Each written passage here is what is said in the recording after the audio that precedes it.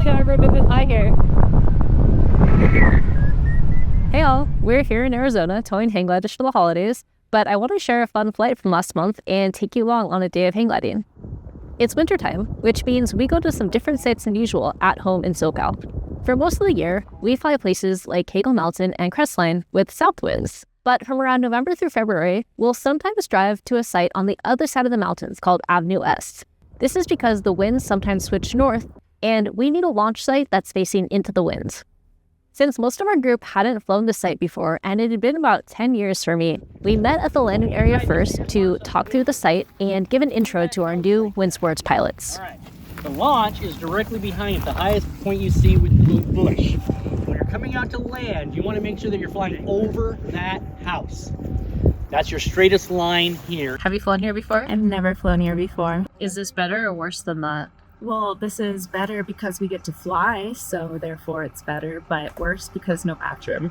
What do you think about flying Avenue S? When you're landing in thinner air, make sure you have proper airspeed, proper weight. Then we tied everyone's gliders down on top of the truck and got ready to drive up the hill to launch. The truck was pretty full, so Winter, Matt, and I decided to sit in the back for the 15-minute drive up dirt roads to launch. It's really dusty, that's why we all have face things on. Hang glider pilots like to joke that the drive up is more dangerous than the flight itself, but when we're driving up like this, it might actually be true. It's so steep.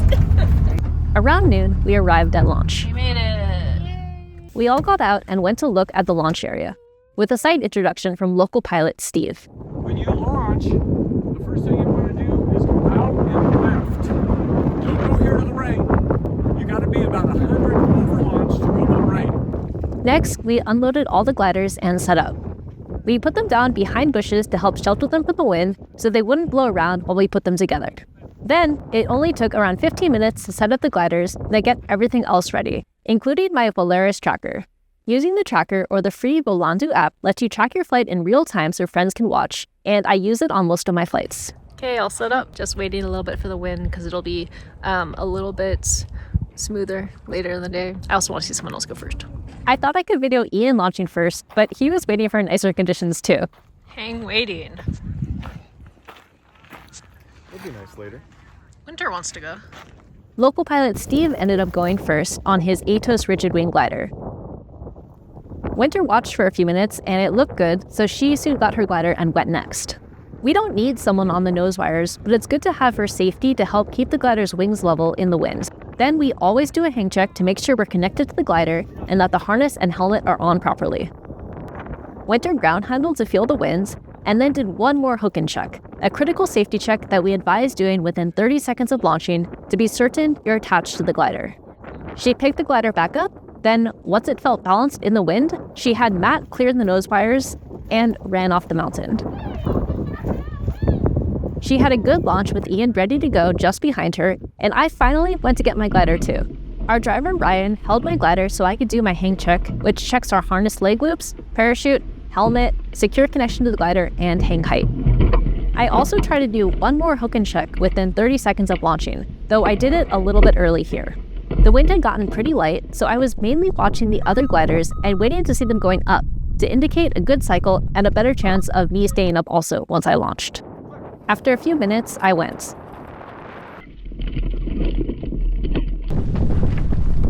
For me, the best part of any hang glider launch is the ground falling away under my feet, and then I'm flying. Steve advised us to get in front of the hill to the left called the Potato, since there can be rotor behind it. So I headed there while getting into my harness and putting my 360 camera into flying position. I turned one of my phone flying apps on because I thought I might fly with it, but I forgot that I had the Vario sounds turned on also, which was super annoying. Luckily, I was able to pretty much tune it out, and I promise there's not usually this much BPM. I flew over Steve and Ian looking for lift. Fortunately, we soon found a thermal. Ian joined me, and we climbed above launch.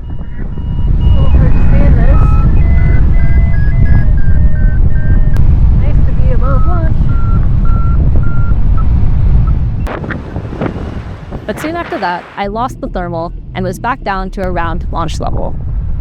I don't know if Ian went up or I just got synced. It was also a bit confusing flying in thermals at what's typically a ridge site, and no one was really organized in their turn directions. I have no idea what way everyone.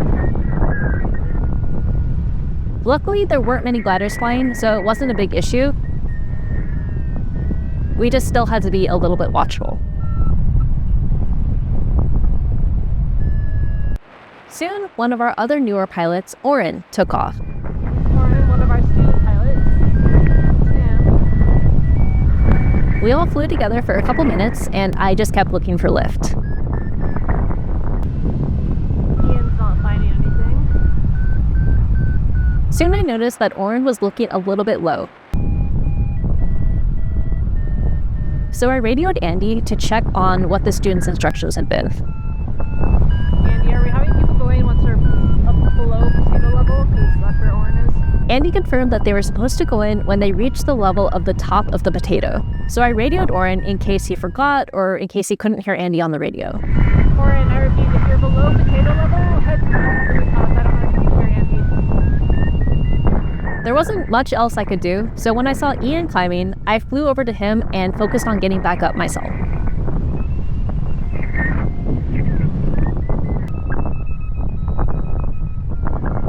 We climbed together, and I think I reached my highest point for the day. I don't think I've ever been this high here. Almost 5,000 feet. Meanwhile, Oren was on the radio and told us that he was doing just fine ridge soaring. But he was getting low and finally headed towards the LZ.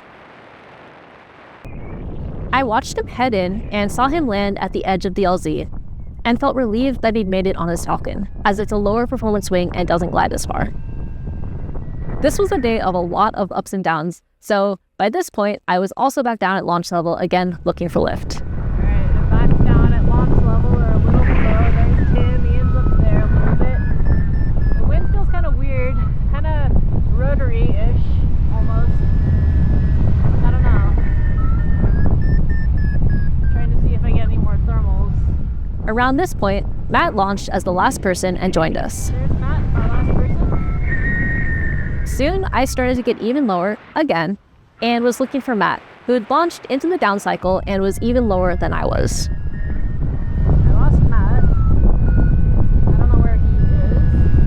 I think we're just in another down cycle, like before. Oh, there he is, heading out to Guilty. I was lower than before, back to looking for lift, and now feeling less optimistic about my chances of getting back up. I think this one will be harder to survive because it's later in the day. 2:30. It's not even that late in the day, it's only 2:30, it's crazy. I tried to pay attention to things like wind direction and ground heating to try to find lift. But if it's from this way, then maybe there's more lift on this part of the hill.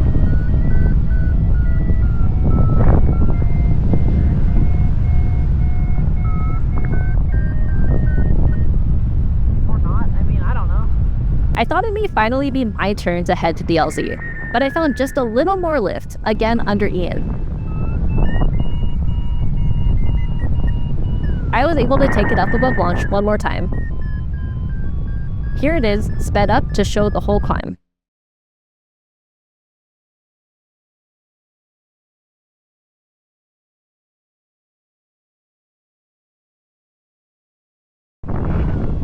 I got back above launch, which was exciting, but lost the climb and, as usual, was back to looking for lift.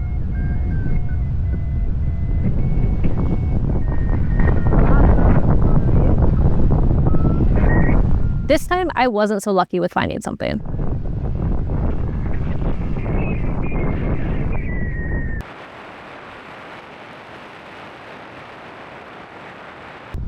mean, it's nice and smooth though. It's a little hard to stay up. I had fun flying for a little while on the rear wires. Then I was getting below the potato myself, so I started following Ian towards the landing area. I hit a lot of stick there, and I don't want to get too low. I want to get out to the altitude. I tried a couple circles when I hit lift, but I couldn't stay in anything, so I just kept heading towards the LZ. As I got closer to the LZ, I unzipped my harness so I'd be able to get my legs out to land. Unzip my harness. and looked around for other gliders. Okay, so you'll see down there where the cars are. My landing checklist, which is good. One out of pod is good. Fiji, and then cameras. So I just turned on that camera. I checked the wind direction and started circling to slowly lose altitude while I was still looking for Ian.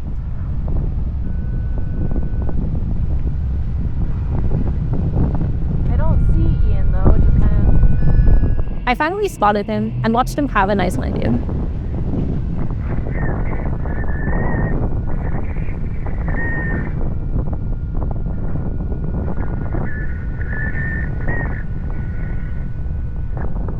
Then I was low enough to go straight into my approach.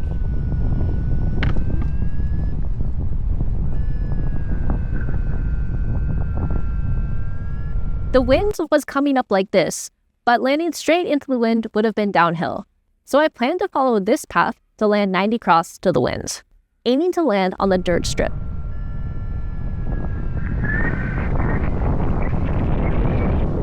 So here I'm going on my downwind leg. It's called that, though it's technically crosswind here. It's a little bumpy because even though it's winter, it's still mid-afternoon in the desert. I turned onto base leg and then onto final, trying to keep my speed up the whole time. I will say this landing was a lot less smooth than I'd like. I let myself get a little turned into the wind and downhill. I wanted to land on the dirt before the bushes, but I was getting an extended glide because of the downhill. Whoa! So my flare took me a little higher than I expected. I came down a little bit hard on my feet. I did a crosswind landing, still slightly downhill somehow, and I came down like really hard on my feet, so hopefully they're okay. Kind of hurt, but hopefully fine. My feet were really sore for a while, but fortunately they were okay.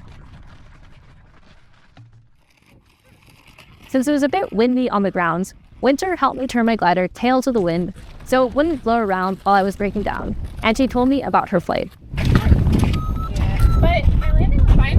Good. Then I could unhook my carabiner from my glider and take off my harness and helmet to put them away.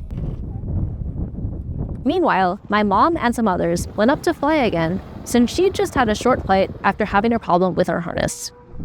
I took my time breaking down my glider, again it usually only takes about 15 minutes, and watched my mom fly around. There's my mom. The air was buoyant and actually much better than earlier. Eventually, she came into land with Steve holding the windsock to show her the direction of the now light winds.